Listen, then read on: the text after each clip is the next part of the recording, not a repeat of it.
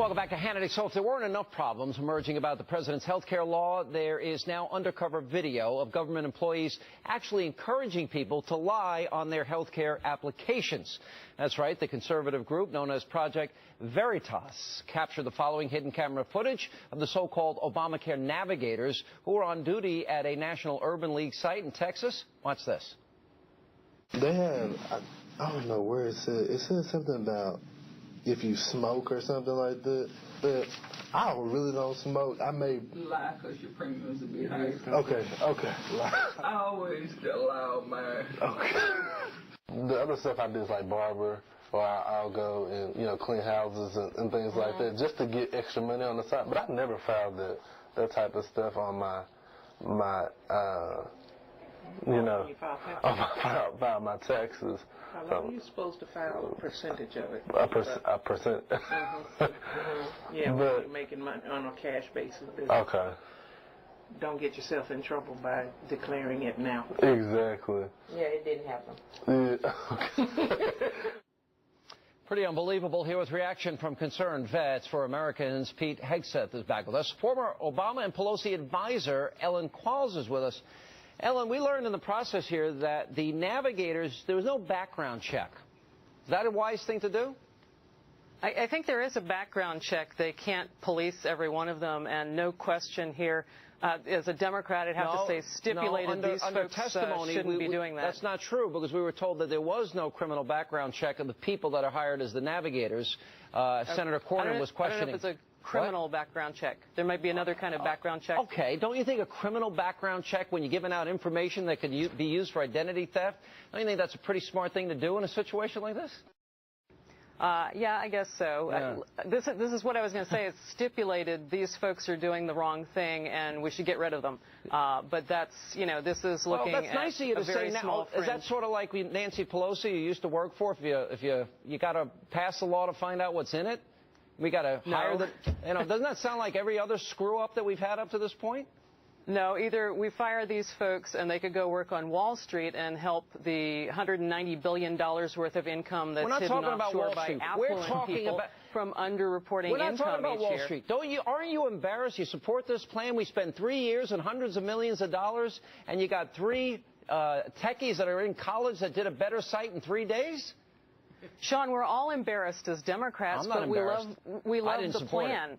We love the plan because, you know what, history lesson, this was the Republican plan in the early 90s. That's why no Republican supported this. Not one Republican voted for this. In the early 90s during the Clinton administration, this was the let's fix the private insurance system and make it work instead of making it a government system. All right, so the president said if you like your plan, you can keep your plan. Is that true or is that not true?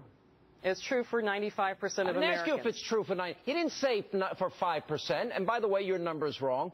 Can every American that likes their plan keep their plan? That's what the president promised, isn't it? The ones who have, mostly through the individual, which was the broken marketplace. I didn't ask you about that. The president said if you like your plan, you can keep your plan, period. Did he tell the truth? He told the truth for the 95%. Told the truth for the 95%. He lied to the other 5%. When he said if you like your doctor, you can keep your doctor. He probably misspoke. He probably misspoke 30 times? Probably misspoke 30 times. 30 times? Peter. Sean, this is what do you expect when you outsource implementation to, frankly, left-wing organizations, community organizers that were given $67 million, 50,000 employees to implement Obamacare and do.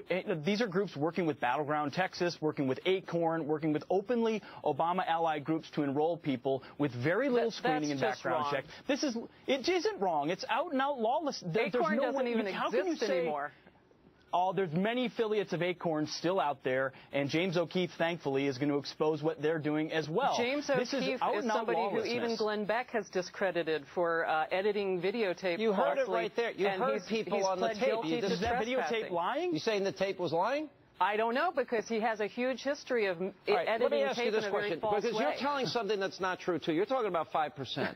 We know in the government register that they knew in July of 2010 that 65% of small businesses would be funneled into the government system, the majority of individual accounts would be funneled into the government system, and 45% of big business. So you're saying 5%, and we've had analysts... What are you even talking about when you say the government system, Let me finish. Sean? We've had analysts and experts on this show say it's closer to 100 million Americans. We know it's millions, and it will be tens of millions of Americans that lose their plan. Why do you defend what was the key promise here by the president, that if you like it, you can keep it? I want to know why. Because 4 out of 5 Americans already had health insurance that would meet the threshold of being decent care. What about every American that is getting a cancellation letter? What do you say to them when their president told them something that's not true? Well, you know, there was the poster woman for this a couple weeks ago when the story first started being reported, who, you know, came out and said, I got this letter, you know, I'm going to lose my plan.